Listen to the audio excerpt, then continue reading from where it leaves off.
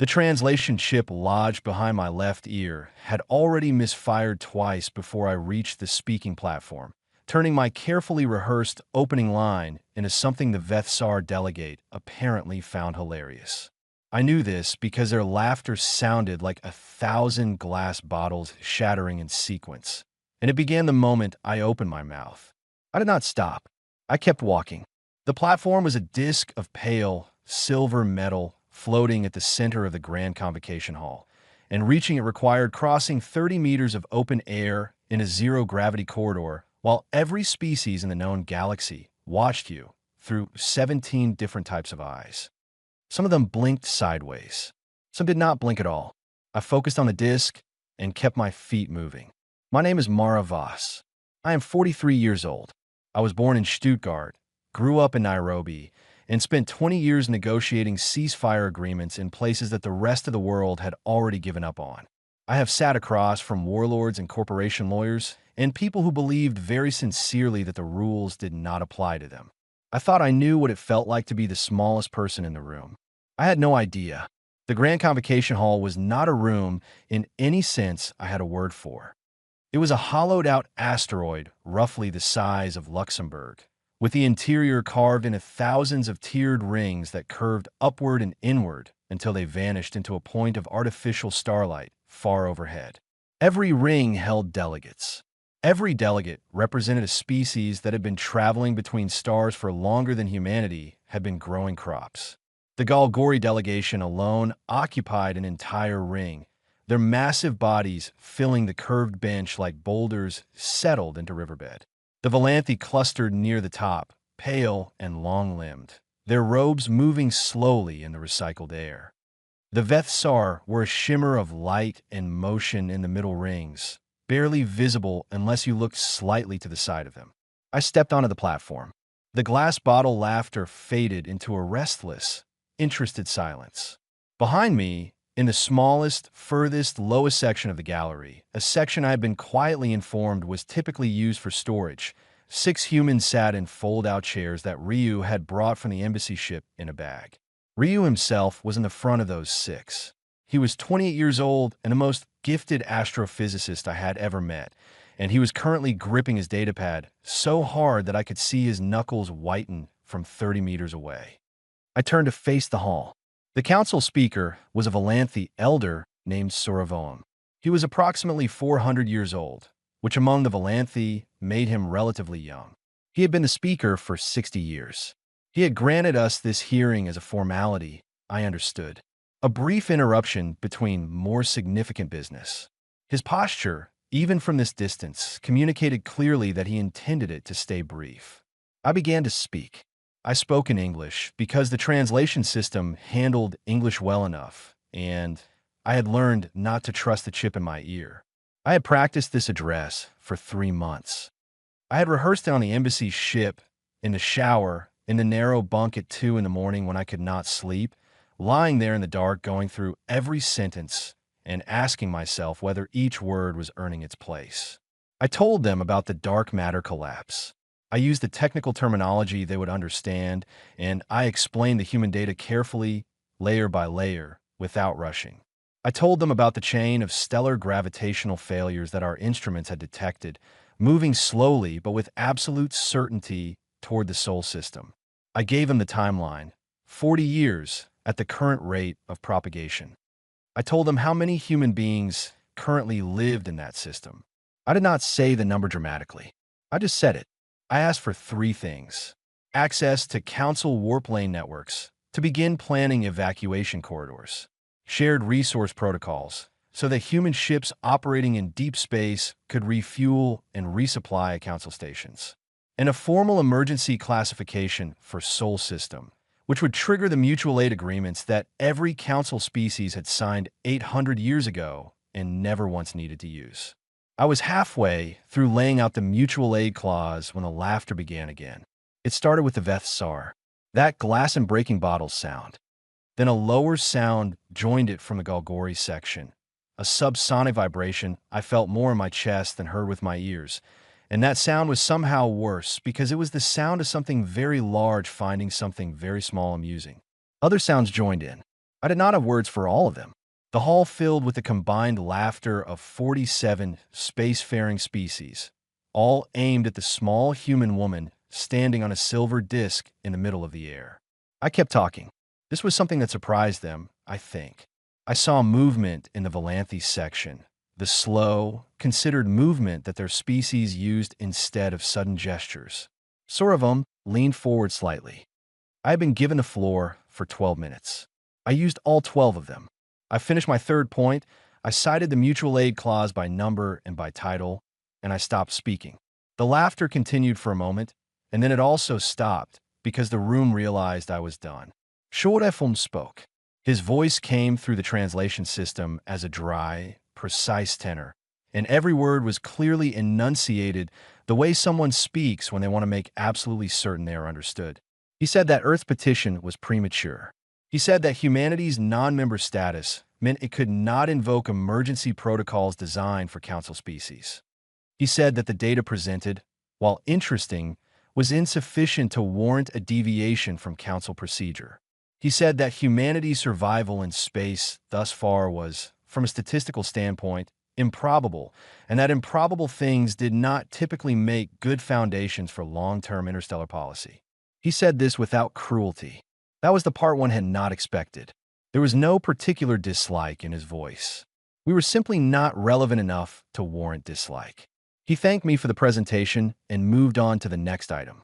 I floated back across the 30 meters of open air and returned to the storage section. I sat down next to Ryu. He did not say anything for a long moment. None of them did. The hall around us returned to its business, and within 2 minutes the sound of our presence had been completely absorbed by the noise of a galaxy that had other concerns. Ryu was still holding his datapad. After a while he looked at me and said, very quietly, "What happens now?" I looked at the platform I had just left. I looked at the rings of alien delegates, turning their attention to whatever matter came next. I thought about the 40 years on the timeline.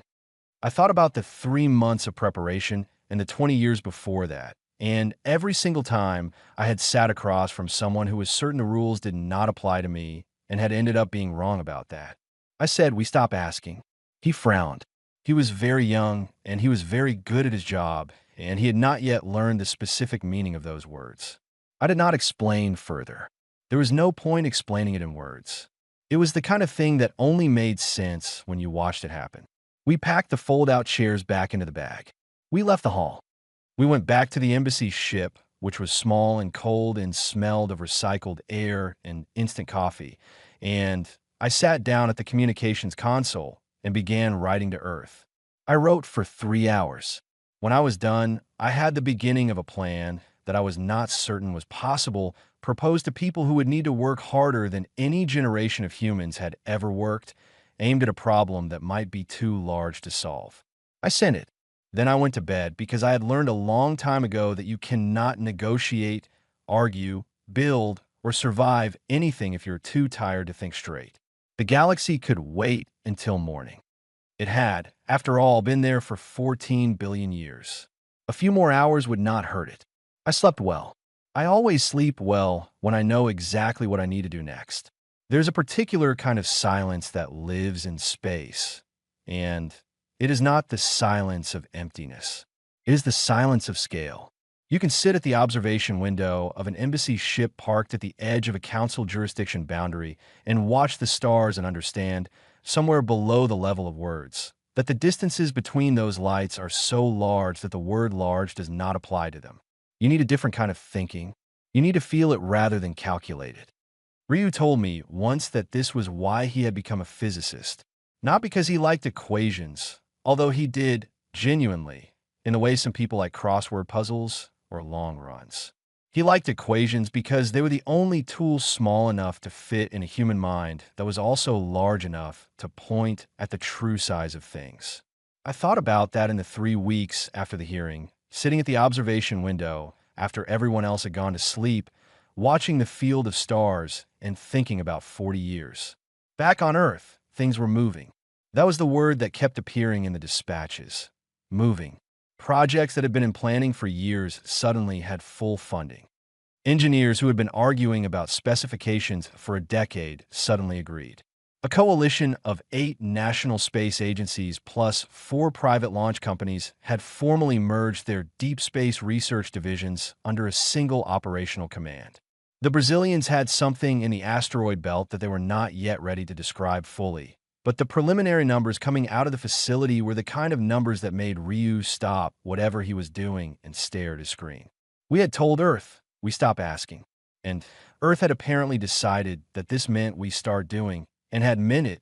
In the embassy ship, the days had a shape. I handled the communications, the formal council correspondence, the request from Earth's diplomatic corps for updates, the careful dance of non-member status that meant we could observe and file paperwork, but could not formally participate in any council proceedings. Ryu worked. That is the only way to describe it. He worked from a moment he woke up until he fell asleep, and sometimes he fell asleep at his console, and I would find him there in the morning with his cheek on his keyboard and 3 new pages of calculations on the screen. He was working on the dark matter collapse model. The model that humanity's instruments had produced was good. It was better than good. Actually, it was remarkable for a species that had only been in space for a short time, built on sensor arrays that were new and raw and sensitive in ways that older, more refined instruments sometimes were not, precisely because nobody had yet decided what they were not supposed to detect. But Ryu thought the model was incomplete. He thought the propagation pattern was more complex than the linear chain of stellar failures that the original data suggested. He thought there were secondary effects that the initial analysis had missed. He thought about this constantly, and I knew he thought about it constantly because he had started talking to himself while he worked, a running murmur that I could hear through the thin wall between the main cabin and the research station. Numbers. Then silence. Then more numbers. Then, occasionally, a very quiet sound that I chose to interpret as satisfaction. 11 days after the hearing, we received a message from an unknown sender. It came through a personal channel, not a diplomatic one, coded in a format that took our communication system 4 hours to decrypt. When it finally resolved into readable text, it was a message from a scientist, a Valanthi scientist named Kelavanthos, who identified herself as a researcher at the Institute of Cosmic Events on the Valanthi home world, and who said, plainly, that she had been in the gallery during my address. She said she had found the data interesting. She said she would like to discuss it. I showed the message to Ryu. He read it twice and then looked at me with an expression I recognized from 20 years of watching very smart people encounter information that did not fit their existing picture of the world. He said, "How did you find us?" I said, "She's a scientist. She found what she was looking for." Kelavanthos was not alone. Over the following 2 weeks, 2 more messages arrived through similarly unusual channels. One was from a Galgori researcher named Vorikshin, whose field was gravitational wave propagation, and who had been circulating a minority paper within the Galgori scientific community for 30 years arguing that the standard dark matter models were built on assumptions that had never been properly tested. The scientific establishment of his species had not agreed. He had remained on the fringes of his field, technically employed, largely ignored. The third was from a species I had not encountered before, a small, warm-blooded, fast-moving people called the Tarathi, who were junior council members and tended to be overlooked in the larger political discussions. The message was from a Tarathi physicist named Senet Pa, and it was the shortest of the 3. She said she had run our numbers through her own models and found something that she believed we needed to see. I set up 3 separate, encrypted meetings for the following week. I did not mention them to anyone on Earth yet. I want to know what these people had first. Kelavanthos was composed and careful. She confirmed that our data was sound and that the model was tracking a real event. She also told me something that made the temperature in the small cabin seem to drop several degrees. The Valanthi Institute's own long-range survey data, when run through Ryu's revised framework, showed that the collapse corridor was wider than initially projected. Not wider in a minor, technical sense. Wider in a sense that placed 3 additional stellar systems inside the zone of gravitational disruption. Ryu sat very still when she said this. He did not look at me. He looked at his screen, where his own revised calculations were already open, and I watched him check something 3 times, and then I watched his face. Vorikshin said much the same thing, in more technical language, with a great deal of evidence attached. The standard Galgori models had used old data. Ryu's framework, which approached the problem from a completely different mathematical direction, resolved the inconsistencies that the Galgori models had been quietly averaging away for 2 centuries. Senate Pa showed us her numbers. She was small, and she moved quickly, and she spoke very fast, and it took 3 attempts to calibrate the translation software to her speech patterns, but when the words came clear, they were unambiguous. 3 of the stellar systems now inside the revised collapse corridor were inhabited. 2 of them were minor systems with small populations. The third was a core world of a species called the Orvith, who had been council members for 4,000 years and whose delegation sat in the inner rings directly below Suravon. The collapse event was not coming only for Earth. It had never been coming only for Earth.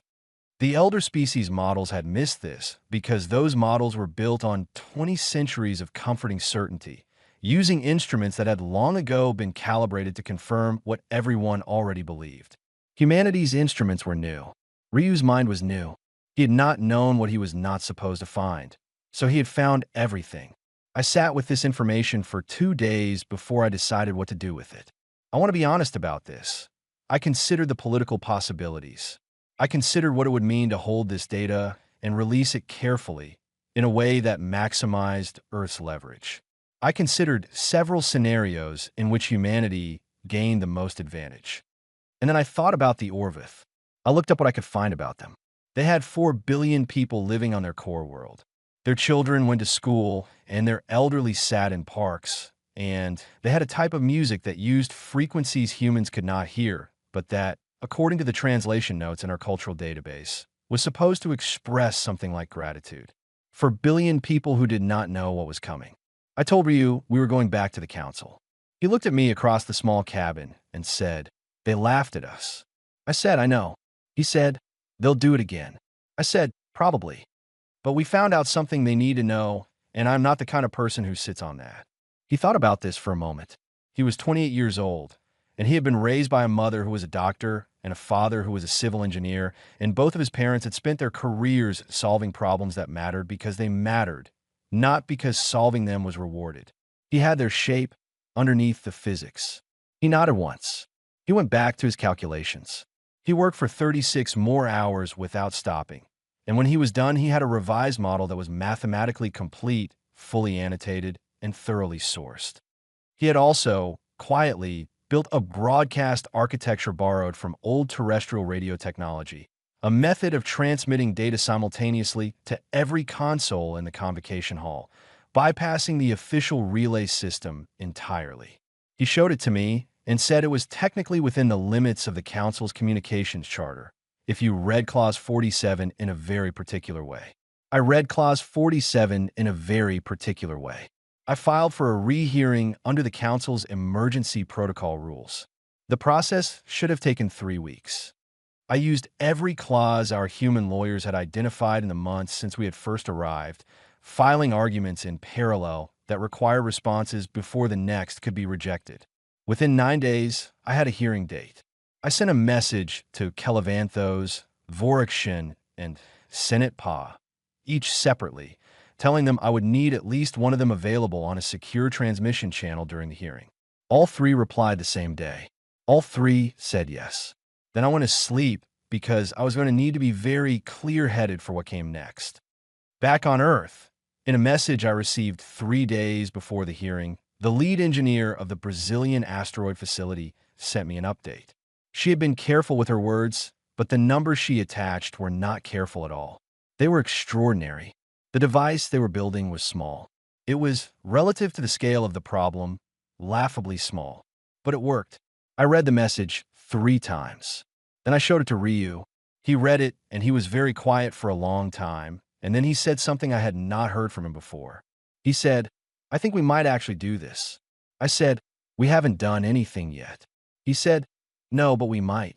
I put the message away and went back to preparing. There was a great deal to prepare. The hall was half empty when I arrived. This was intentional on someone's part. I understood that. A half-empty hall for the second hearing of a non-member species whose first hearing had been a source of entertainment. This was the council's way of communicating a position without stating it openly. It said, "We are technically fulfilling our procedural obligation by granting you a rehearing, and we are also communicating how seriously we take that obligation." I was fine with that. I crossed the 30 meters of open air again and stepped onto the silver platform again, and the half-empty hall watched with the idle attention of people who have nothing better to do for the next 20 minutes. In the storage section at the far edge of the gallery, 6 human chairs had been set up again. Only Ryu was in one of them. The other 5 were empty. The rest of our small team was on the embassy ship, running the technical side of what we were about to do. I did not begin with a greeting. I did not thank the council for their time. I had spent a long time thinking about how to open, and what I had decided was to start with the data itself immediately, without any introduction that gave anyone in the room time to form an opinion before they had seen what I was bringing them. I gave Ryu the signal. He pressed a key on his datapad. Every console in the convocation hall lit up simultaneously. This had an effect that I had hoped for, but had not been entirely certain would happen. It startled people. 47 species, representing thousands of years of collective spacefaring experience, and a significant fraction of them made a sharp involuntary motion when their personal consoles activated without warning. Several delegates looked at their consoles. Several looked at me. Several looked at each other. I began to speak. I told them that I was not here to repeat my previous presentation.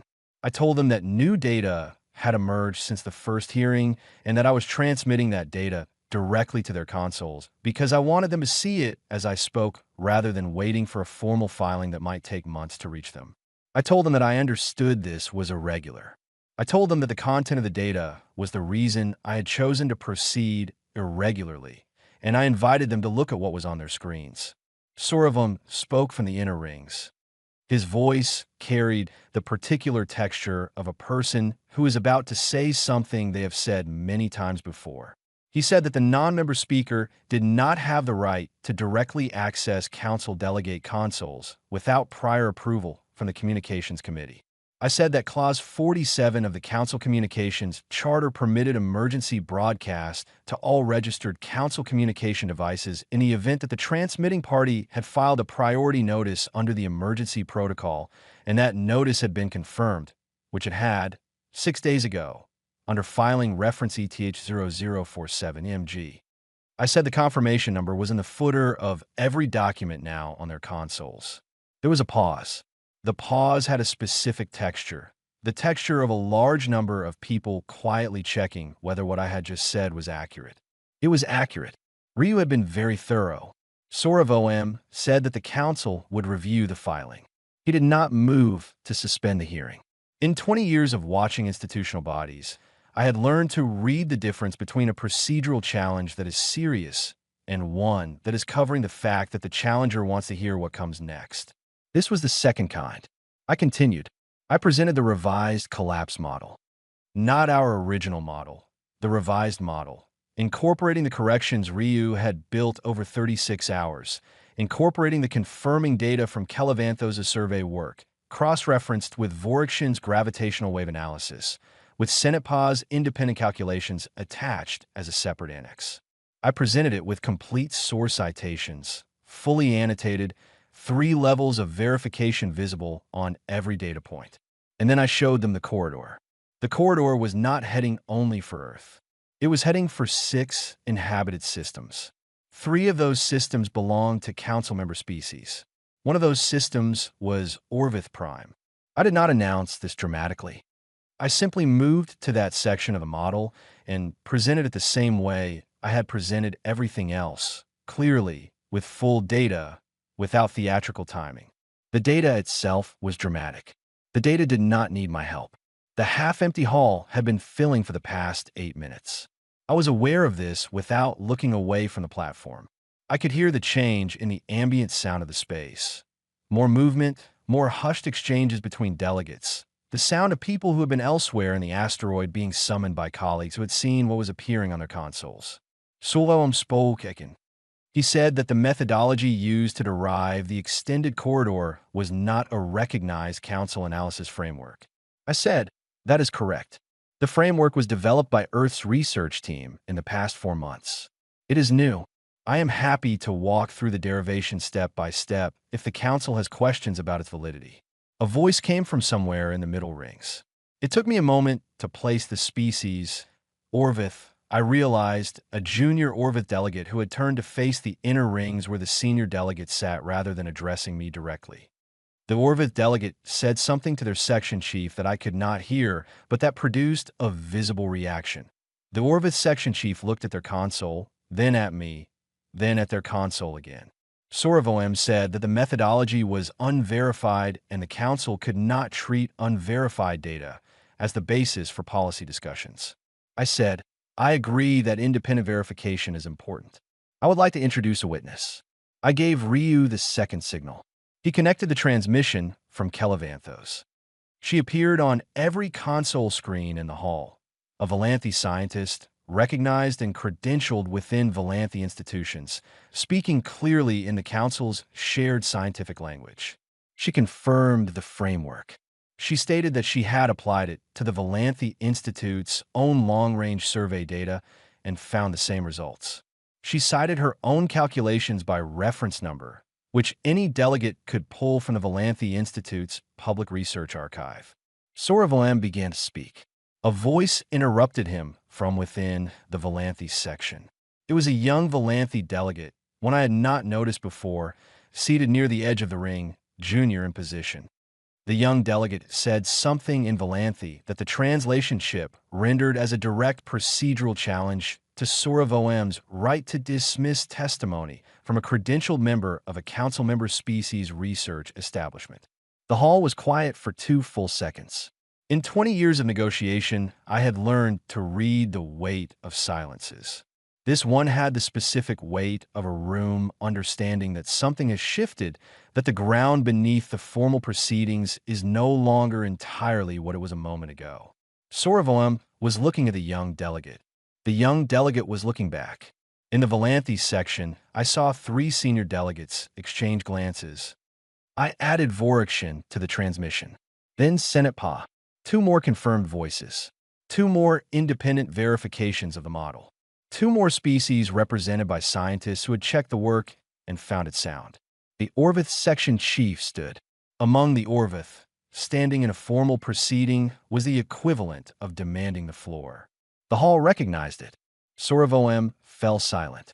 The Orvith section chief spoke. They said that the data on their console was showing a gravitational disruption timeline that intersected Orvith Prime's orbital path in approximately 38 years, and they wanted to know why this was the first time they were hearing of it. Nobody laughed. The hall had a sound now that was entirely different from either session. Not the restless attention of mild entertainment, not the polite noise of routine business.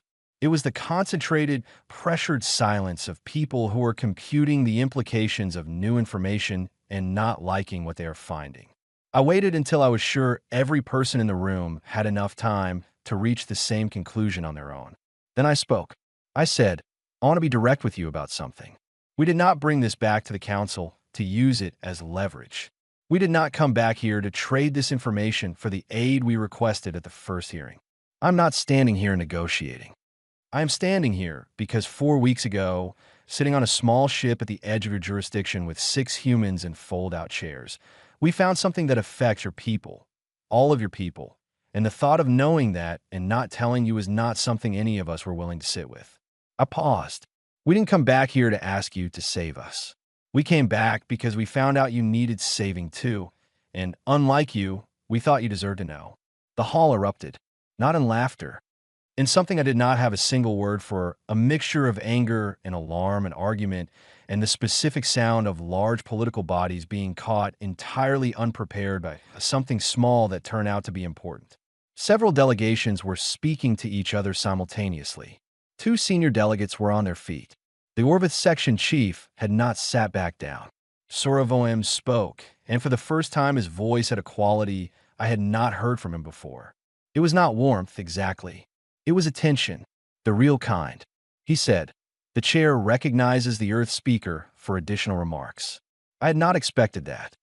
I had a second document prepared, but I had prepared it as something I might need to file separately through formal channels, not something I would be invited to present in the same session. I showed nothing of this on my face, because showing surprise when you get something you were not expecting is a poor habit in negotiation. I presented the second document. It was a preliminary proposal for a joint research consortium, Earth and any interested council species, to expand the collapse model and begin developing response strategies. It was modest in scope. It did not ask for immediate resource commitments. It asked only for scientific cooperation and data sharing. I finished. I stood on the silver platform in the half-full, now very noisy hall, and I waited. The session did not end quickly. It went on for 4 more hours, and most of those hours were arguments between council species about data and procedure and responsibility and what constituted proper verification and who bore what obligation to whom. I was not the center of most of it. The data was the center. The data was doing the work now. I floated back to the gallery during one of the procedural recesses and sat next to Ryu. He had been watching his screen the whole time. He looked up at me, and his face was the face of someone who has been running very hard for a very long time and is only now allowing himself to notice it. He said, "You really said that." I said, "It seemed like the right moment." He said, "The Orvith section chief is still standing." I looked. The Orvith section chief was indeed still on their feet, speaking to a group of delegates from 3 different species who had gathered around them. As I watched a Tarathi delegate, tiny, quick, unmistakable, push through to join the group. Senate Paz species represented at the conversation in real time. Ryu said, "What happens now?" I said, "Now they argue for a while. Then they argue some more. Then somebody files a formal proposal, and someone else files a counter-proposal, and everyone spends 6 months disagreeing about the wording of a clause that determines who chairs the verification committee. That's how it works." He said, "That sounds exhausting." I said, "It is. It's also how you build something that holds." He was quiet for a moment. Then he said, "Do you think they'll actually help us?" I looked at the floor of the hall below, where the argument was still going, where the data we had brought was now living in the systems of every delegate in the room, where the Orvith section chief was not sitting down. I said, "I think they'll help themselves. And I think we'll be there when they do." He nodded. He went back to his screen. He was already working on the next set of calculations. I watched the hall and thought about the 40 years on the timeline and the 6 chairs in the gallery and the message from the Brazilian engineer about numbers that were extraordinary. I thought about the way the data had moved through the room, the way the weight of the silence had shifted, the way Sorovoem had said, "The chair recognizes the Earth speaker for additional remarks." I was not a person given to sentiment during the working day. There would be time for that later, or there would not. And either way was not useful right now. What was useful right now was attention and preparation and the ability to think clearly under conditions that were not comfortable. So I straightened in my chair, and I looked at my own notes for the next session, and I got back to work. The 3 weeks that followed the second hearing were the longest 3 weeks of my life, and I was not even the one doing the most demanding work during them. Ryu was. He had 6 windows open on his screen at all times. His own model, Kelevanthos' data feed from the Valanthi Institute, Vorikshin's gravitational analysis, Senate Paz parallel calculations, a live feed from Earth's asteroid belt facility, and a 7th window that appeared to be nothing but a single line of numbers updating every few minutes. He would not tell me what the 7th window was tracking. He said it was a variable he was monitoring and that I would know when it mattered. I had learned not to push him when he said things like that. He was always right. The political situation was, as I had predicted, primarily composed of arguments.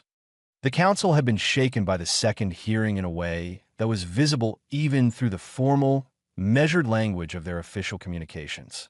3 different internal council committees had been formed to evaluate the Earth collapse data. 2 of them had requested direct access to Ryu, which I granted under very specific terms that our human lawyers drafted over a frantic weekend. 1 of them had requested access to the Brazilian facility's data, which I passed to Earth government with a strong recommendation to cooperate. Earth cooperated. The new Joint Operational Command had, in the weeks since the first hearing, absorbed the energy of an entire civilization that had been told it did not matter and had decided to prove that assessment wrong. The reports I received from home were the most technically sophisticated documents I had ever read, and I had a doctorate and 20 years of working with expert teams. They were also, underneath the technical language, the work of people who were very frightened and very determined and were channeling both of those things into something useful, which is the most human response to an impossible situation that I have ever observed. In the embassy ship, I was handling a volume of communications that had expanded to roughly 20 times what it had been before the second hearing. Delegations that had ignored our existence for months were now sending formal inquiries. Several were sending in formal inquiries through private channels, which I found more useful. 3 species I had not previously encountered had asked for introductory meetings. I took all of them. The Galgori were complicated. Their block had been at the center of the laughter in the first hearing, and they were now in the uncomfortable position of having a minority scientist within their own establishment who had been correct about something the majority had ignored for 30 years. Vorakshin had become, overnight, a figure of significant controversy within Galgori scientific circles. His research had been correct. The establishment that had ignored it had been wrong. This was the kind of situation that large, old institutions handle very poorly, and the Galgori were both large and old. I received one communication from a senior Galgori scientific administrator that was clearly an attempt to suggest that Vorakshin's contribution to the new model had been minor and that the Galgori community had actually been moving in this direction independently. I did not respond to that communication directly. I did make sure that every document I filed in the Council's official record clearly cited Vorakshin's name and the specific contributions his work had made to the framework. He sent me a message when he saw that. It was very brief. It said, "Thank you for remembering." I said, "I don't forget things like that." He said, "Most people do." I said, "I know. That's why I make a point of it." The trouble with the Galgori bloc was political, and we had anticipated it. The trouble we had not fully anticipated came from a different direction entirely. A group of mid-tier council species, ones that were not powerful enough to lead a bloc, but influential enough to swing procedural votes, who had formed a quiet coalition and were pushing to classify the Earth collapse data as derived from council records. The argument was technical and it was completely constructed. The underlying logic was simple. If the data belonged to the council, then humanity could not hold it as an independent contribution. Earth's leverage in any future negotiations would be significantly reduced. We would be the source of information we could no longer own. I found out about this through Kelavanthos, who had become something more than a scientific contact over the previous weeks.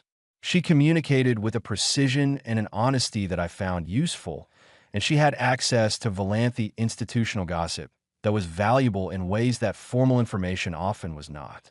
She told me about the coalition move 48 hours before they planned to file it. 48 hours was enough time. Our human lawyers had been at work on something since the week of the first hearing, back when it was not yet clear exactly what form the political complications would take, only that complications would arrive and they would be about ownership and credit. They had been constructing a proposal under a framework that did not currently exist in council law, an interstellar intellectual property registration system. The council had no equivalent. There was no need for one. The elder species shared their scientific work through institutional channels that had developed over centuries into something that functioned without formal ownership structures, because the species involved had known each other for long enough to have relatively stable trust. Humanity did not have that history. Humanity had lawyers. The registration framework was filed 6 hours before the coalition's ownership claim. Under the terms of the emergency protocol that had given us our rehearing, any filing made under that protocol had priority processing status. The registration was processed and confirmed in 4 hours. By the time the coalition filed their claim, the Earth collapse model and all derivative data were formally registered under a structure that humanity's legal team had invented from scratch in 3 weeks that cited 4 different existing clauses of council law as its foundation, and that was technically unassailable because nobody had thought to prohibit it. Ryu heard about this while I was in the middle of a communication with Senate Pa, and he came to find me with an expression I had not seen from him before. It was something between disbelief in profound amusement. He said, "They didn't know we could move that fast." I said, "Nobody ever does." He said, "Is it strange that I'm proud of the lawyers right now?" I said, "No. It's the correct response." He went back to his calculations. He worked. I worked. The embassy ship hummed its quiet, recycled air hum around us. And somewhere in the asteroid belt 400 million kilometers from the room where I was sitting, something was being built. On the 21st day after the second hearing, Ryu's seventh window changed. He was at his console when it happened. I know this because I heard a sound from behind the wall that I had never heard from him before. Not words, not numbers, just a sound, quiet and complete, the kind of sound that a person makes when something they have been working toward for a very long time becomes real. I went to the research station. He was sitting at his console with his screen showing a single set of numbers, and his face was doing something I did not entirely have words for. It was the face of someone who has just confirmed something that they were not fully certain they believed until this exact moment.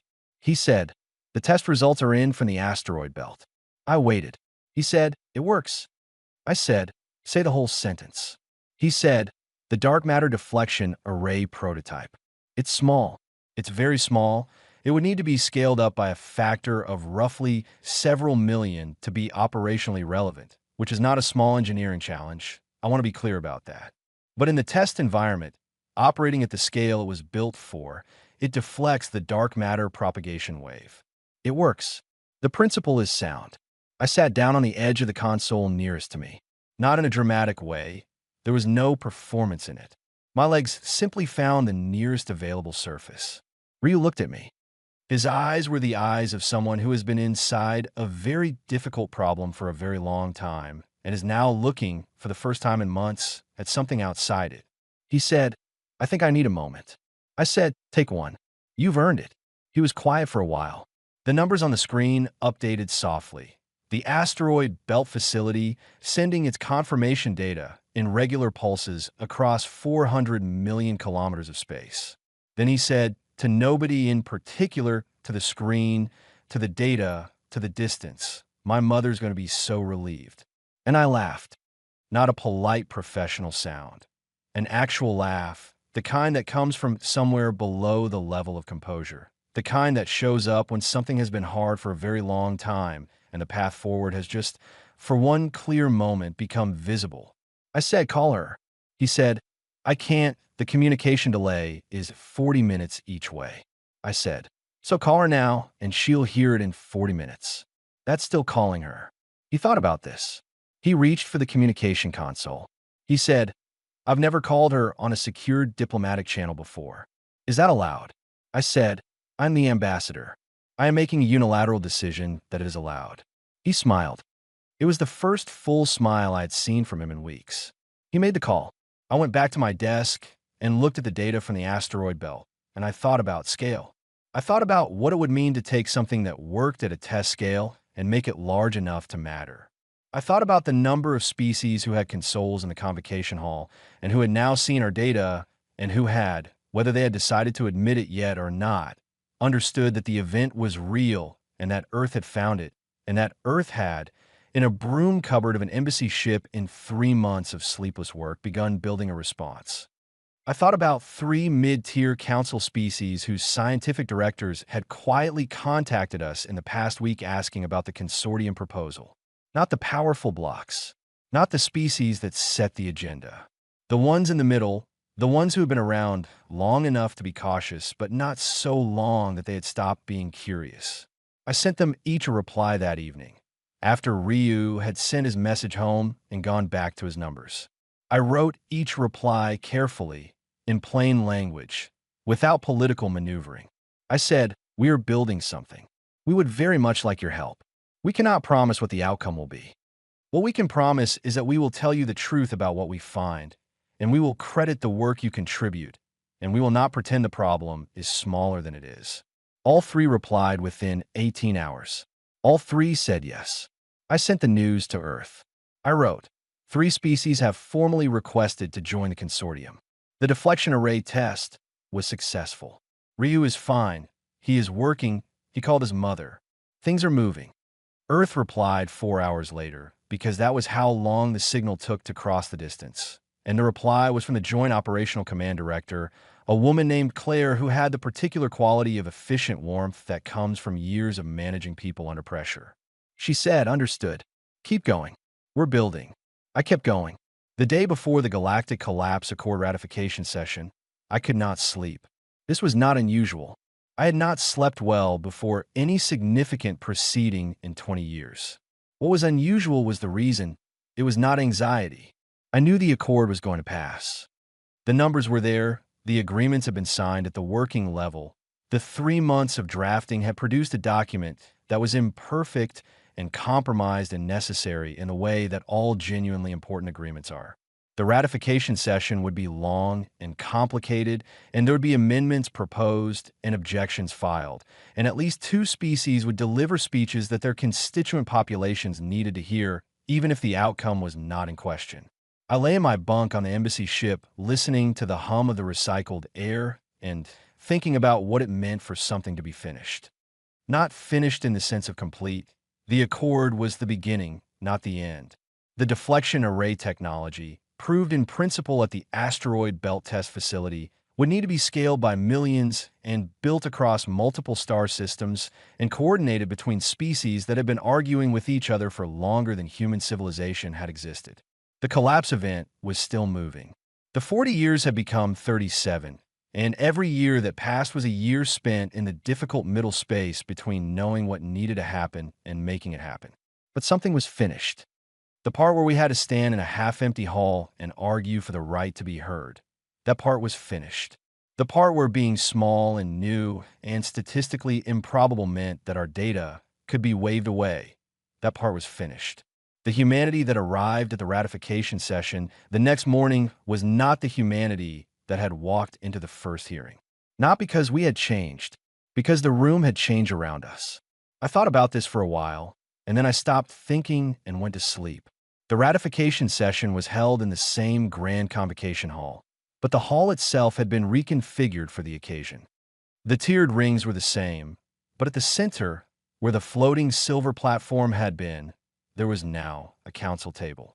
An actual table, a physical structure assembled specifically for this session, wide enough to seat delegates from every signing species. It was made from materials sourced from 7 different home worlds, which was a symbolic gesture that had taken 3 months to negotiate and that I found genuinely moving when I first saw it. There was a human seat at the table. I want to say this plainly because it is not a small thing. There was a human seat at the Galactic Council table. It was not a full-member seat. It was a provisional collaborative partner seat, which was a designation that had not existed in council law before our lawyers invented it, and our consortium allies helped file it, and it carried specific limitations that would need to be renegotiated in 5 years. But it was there, at the table, between the Tarathi delegate and a species called the Valorith who had joined the consortium in the 7th week and who made a habit of arriving early to every meeting and bringing their own tea. I sat down. The hall was full. I mean this completely. Every ring was occupied, every seat filled, every delegation represented at full capacity. I had not seen the hall like this even at the second hearing, when it had been filling throughout the session. This was the hall at its intended scale, all of it, the full weight of the known galaxy gathered in one place to ratify a document that said, in essence, this is a shared problem, and we are choosing to address it together. Before the session opened, Soravoem came to find me. He moved with the slow, deliberate precision that was characteristic of the Valanthi when they were in formal settings, and he stopped beside my chair and stood for a moment without speaking. I looked up at him. He was 400 years old and had been the speaker for 60, and his face had the quality of very old things that have been shaped over time by forces that move too slowly for any one observer to see. He said, "The Valanthi do not practice the form of acknowledgement your species calls apology. I want you to know that I am aware of this difference between us, and that I mean what I am about to say to carry the weight that you would give to that form, even though the word I will use is different." I waited. He said, "You were afraid when you came here. Both times. I could see it. Your species does not hide fear the way older species learn to. And you came anyway, both times, and the second time you brought something that we needed. We had forgotten what that looked like, coming anyway, when afraid. We have been safe for a long time. I thought about telling him that every human being I knew was afraid most of the time, that fear was not something our species had ever managed to eliminate, that we had simply spent 10,000 years getting extremely good at doing things anyway. I decided that was a longer conversation than this moment called for. I said, "We are glad to be here." He said, "We are glad you are here."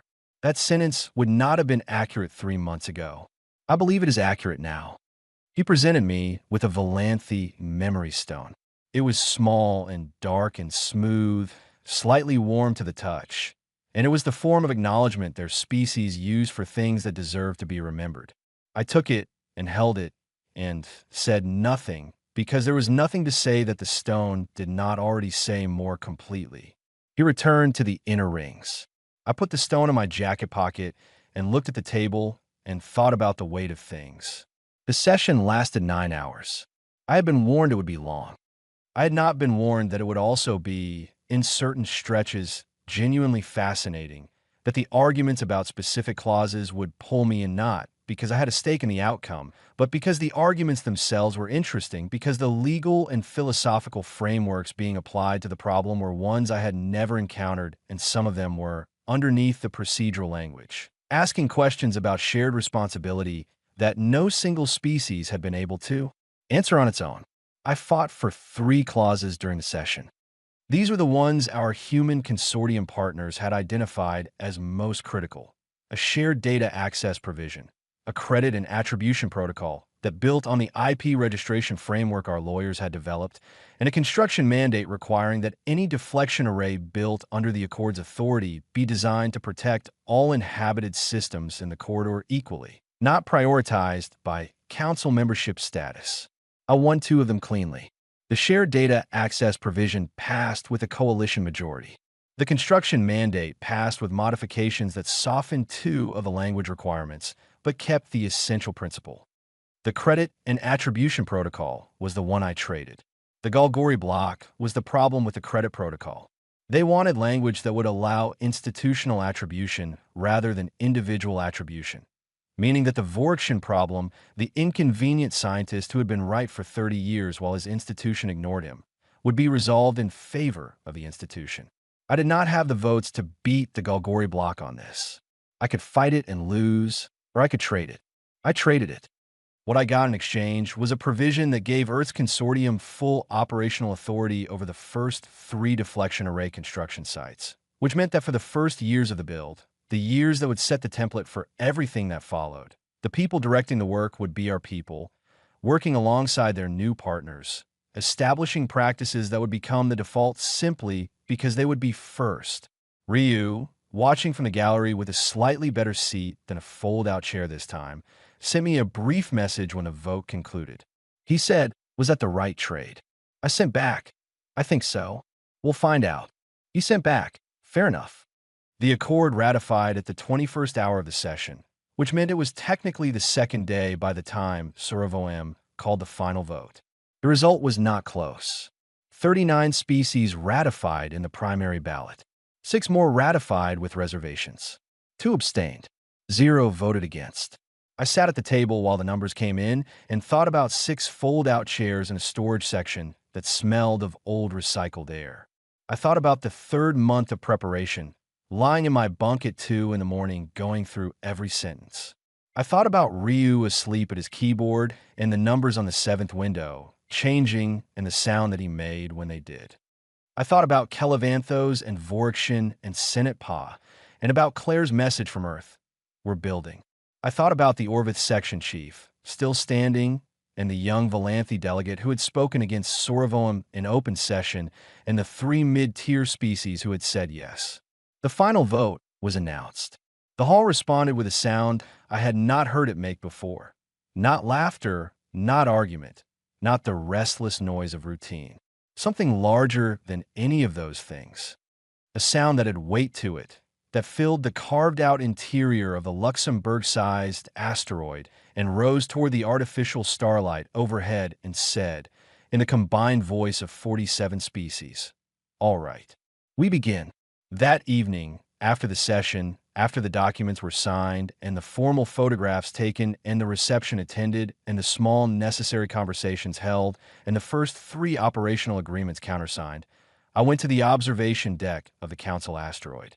It was a small public space cut into the outer rock, sealed with transparent material that let you see the field of stars directly rather than through screens. I had been told about it by Kelevanthos, who said she went there sometimes when she needed to think. I stood at the window and looked at the stars. I am not a person who gives speeches to empty rooms. I have no patience for the kind of private drama that requires an imaginary audience. But I had my communication device in my hand, and I had been planning this for some time, so I pressed the record button and I spoke. Not a diplomatic dispatch, just my voice unpolished going home. I told whoever was eventually going to hear this recording what the hall had sounded like when the vote was announced. I told them about the memory stone in my pocket, which was still slightly warm. I told them about Ryu asleep at his keyboard and the 7th window and the numbers that changed. I talked about being afraid and showing up anyway, about the fold-out chairs and the recycled air and the 3 months of preparation and the way the data had moved through a half-empty room and filled it. I said, I don't know if we will finish this in time. 37 years is a long time, and the thing we need to build is very large, and the political complications will not end because an accord was signed today. If anything, the complications will get more varied because now we have 39 partners and 39 different ways of doing things and 39 sets of priorities that will not always align with ours. I paused.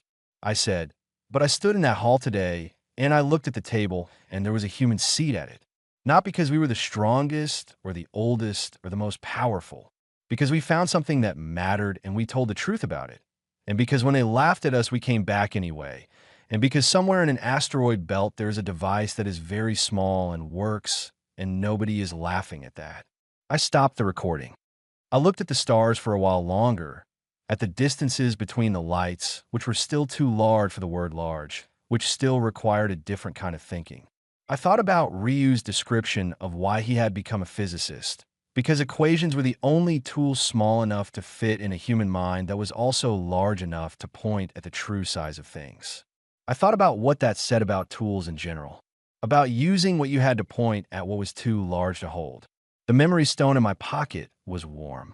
I put my communication device away. I turned from the window. There was a door behind me, and beyond it a corridor, and beyond that the full, complicated machinery of what came next. The construction teams, and the data sharing protocols, and the consortium meetings, and the 37 years of work that started tomorrow morning. I went back inside. There was still work to do. There always is. That, I have come to understand, is not a burden. It is the point. You keep going because the going is the thing, the showing up and the building and the arguing about clauses and the sleeping in narrow bunks and the calling your mother on diplomatic channels and the finding of what you were not supposed to find because nobody told you it wasn't there. You keep going because the alternative is sitting down, and no human I have ever known has been able to sit down for very long when there is something real that needs doing. We are not the oldest. We are not the strongest. We are not the most powerful species in the galaxy, or the most experienced, or the most respected. We're the ones who came back, and we are not done yet.